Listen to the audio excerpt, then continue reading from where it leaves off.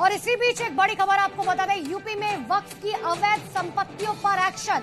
वक्फ board की अवैध संपत्तियां जब्त की जाएंगी। वक्फ की अवैध संपत्तियां यूपी में जब्त की जाएंगी। सभी डीएम अभियान चलाने के निर्देश उन्हें जारी कर दिए गए हैं। सुन्नी बोर्ड की 1,24,000 संपत्तियां जब्त की जाएंगी और यूपी में शिया बोर्ड की 7,785 संपत्तियां हैं जो अवैध।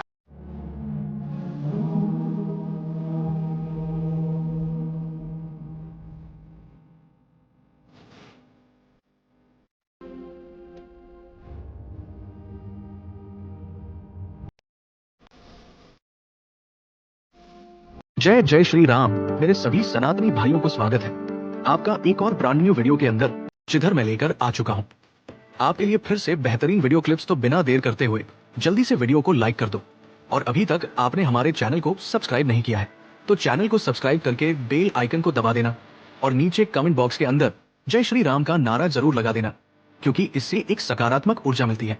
वीडियो हम जय श्री राम के नारे के साथ ही शुरू करेंगे, तो जल्दी से करते हैं वीडियो को स्टार्ट। बिना टाइम पास करे लेके प्रभु का नाम, जय जय Shri Ram.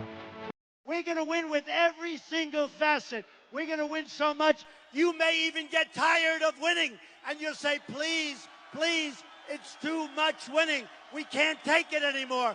Mr. President, it's too much. And I'll say, no, it isn't. We have to keep winning. We have to win more.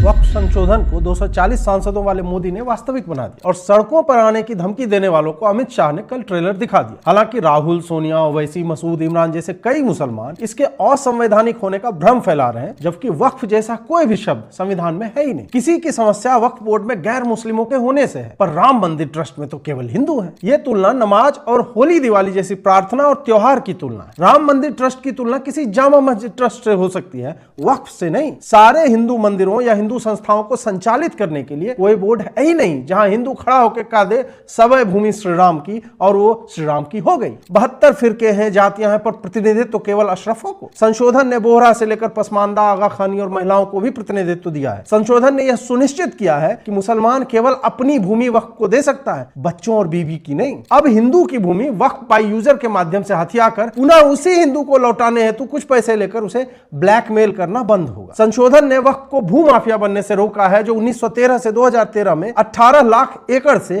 पिछले 12 वर्षों में 39 लाख एकड़ तक पहुंच गए। या तो वक्फ की टीएफआर जबरदस्त है या कुछ ये अवैध कर रहे हैं। निर्धनों की सहायता, शिक्षा, चिकित्सा के उपाय करने की जगह ये निजी लाभ के लिए उनके 58,000 से अधिक संपत्तियों का दुरुपयोग कर रहे हैं। एक और क्यूट तर्क आता है कि हिंदू मोदी कैसे वक्फ एक्ट बना सकता है, उसे क्या समझ है वक्फ की। तो यह बताओ कि 54 के नेहरू मुस्लिम थे, 95 के नरसिम्हा राव मुस्लिम थे, या फिर 2013 के मनमोहन। इस हिसाब से तो 20 करोड़ मुस्लिम वाले देश के लिए अलग मुस्लिम प्राइम मिनिस्टर होना चाहिए। सॉरी, उसके लिए दो देश दे दिए थे। आपकी ट्रेन छूट गई, पर लॉजिक उसी में लटक।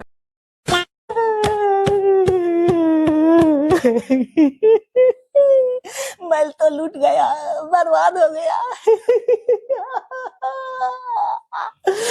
वक्फ बोर्ड जी हमारे बीच नहीं रहे।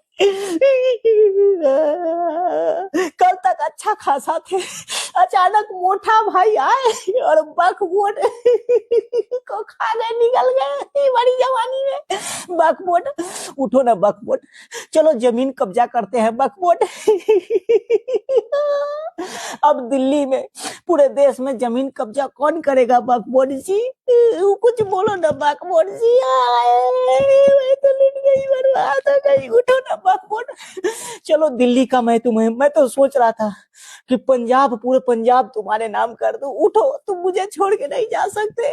अगर तुम चले जाओगे तो हम लोग का कौन? हम लोग अनाथ हो जाएंगे।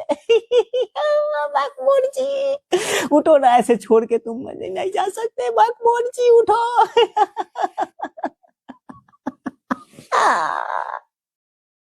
आज हमारे ऐवान के सामने जो वक्फ तरमीम बिल पेश किया गया है, ये न सिर्फ हमारे बुनियादी हुकूक की खिलाफ वर्जी है, बल्कि राइट टू इक्वलिटी के भी साफ खिलाफ है। इसको सदर मोहतरम मुल्क की दूसरी मेजोरिटी कभी कबूल नहीं करेगी। यहाँ एक सदस्य ने तो कह दिया, एक सदस्य ने कह दिया माइनॉरिटीज कानून को स्वीकार नहीं करेगी। क्या धमकाना चाहते हो भाई? संसद का कानून है, सबको स्वीकार करना पड़ेगा। स्वीकार नहीं करेंगे मतलब क्या है? है कोई? हम कानून को स्वीकार नहीं करेंगे। एक कानून भारत सरकार का है, हर एक पर बंधन करता होगा और इसको स्वीकार करना। मौत का अंधा कुआं, जहां पर एक आदमी मोटरसाइकिल चला रहा है और लगातार वो चलाता रहता है उस मोटरसाइकिल को, न वो गिरता है न वो मरता है, और आप भूल जाते हैं ये सब देखते हुए, इतने ज्यादा आपके होश गुम हो जाते हैं कि आप ये भूल जाते हैं कि आखिर असली जिंदगी क्या है। यही वो सर्कस, पिछले लगातार 11 सालों से इस सर्कस को हम देख रहे हैं, जिसमें कहीं ट्रिपल तलाक पर कानून पास किया जाता है, तो कभी यूसीसी का जिक्र किया जाता है, कभी हमारे सामने सीए एनआरसी आ जाता है, कभी कश्मीर से जो स्पेशल दर्जा है वो छीन लिया जाता है, आर्टिकल 370 हटा लिया जाता है। ये तमाम सर्कस चल रहा है पिछले लगातार 11 साल से, जिसमें क्या वक्फ प्रॉपर्टी इस्लामिक देशों में है? मैं इस्लामिक देशों का नाम पढ़ूंगा जहां वक्फ का वजूद नहीं है। तुर्की में नहीं है, लीबिया में नहीं है, इजिप्ट में नहीं है, सूडान में नहीं है, लेबनान में नहीं है, सीरिया में नहीं है, जॉर्डन में नहीं है, तुनीसिया में नहीं है, इराक में नहीं है। भारतवर्ष में वक्फ बोर्ड है। वक्फ प्रॉपर्टी को कानूनन सुरक्षा, लीगल प्रोटेक्शन दिया गया है। उसके बाद भी हंगामा क्यों है बरपा? उसके बाद भी हंगामा क्यों है बरपा? मैं पूछना चाहता हूं। दुनिया में कोई ऐसा बोर्ड है, ऐसा गैर सरकारी संगठन है दुनिया में जिसके पास इतनी जमीन हो? आपको नहीं लगता? रॉबर्ट वाड्रा।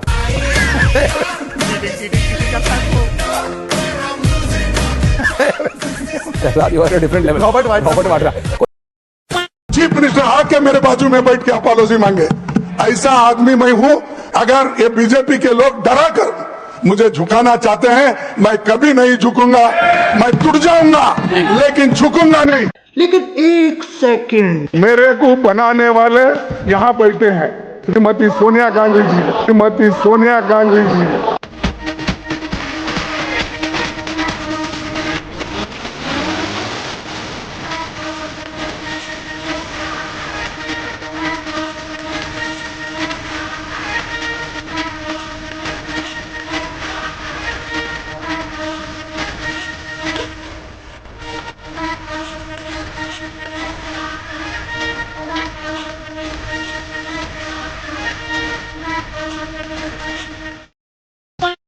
जिस मोदी ने सारे टैक्स मिलाकर जीएसटी एक कर दी, यूपी में बसपा सपा एक कर दी, कांग्रेस और शिवसेना एक कर दी, 14 विपक्षी पार्टियों की बुद्धि एक कर दी, और तो और अब्दुल की थी 4 लुगाई, वो भी एक कर दी। उस पर लोग आरोप लगा रहे हैं कि मोदी ने देश बांट दिया। मैं मोदी का अंधभक्त हूँ, नो डाउट। जब संभल में सर्वे चल रहा था और दूसरी तरफ मोदी चादर भेज रहे थे, तो मुझे भी लगा कि चलो अब मुसलमानों से इतनी नफरत ठीक नहीं है, सब्जी तो खरीद ही लेते। सब्जी वाला बोला, भाईजान तुम तो काफी दिनों से बंद हो गए, सब्जी खरीदना अचानक से कैसे? मैंने कहा मोदी ने चादर भेज दी है तो क्या हम इतना भी नहीं कर सकते? फिर इन्होंने हाल ही में सौगातें मोदी भेजी, मैंने इनका पूरा अनुकरण किया। मैंने भी चला चलो इतनी नफरत ठीक नहीं है, मुसलमानों से कटिंग ही करा लेते, क्योंकि कटिंग में इन्होंने नाई के कान काट डाले, ये बात सही है। अब देखते हैं मोदी अगला कदम कौन सा उठाते हैं, कहाँ पर सौगात भेजते हैं मुसलमानों के लिए।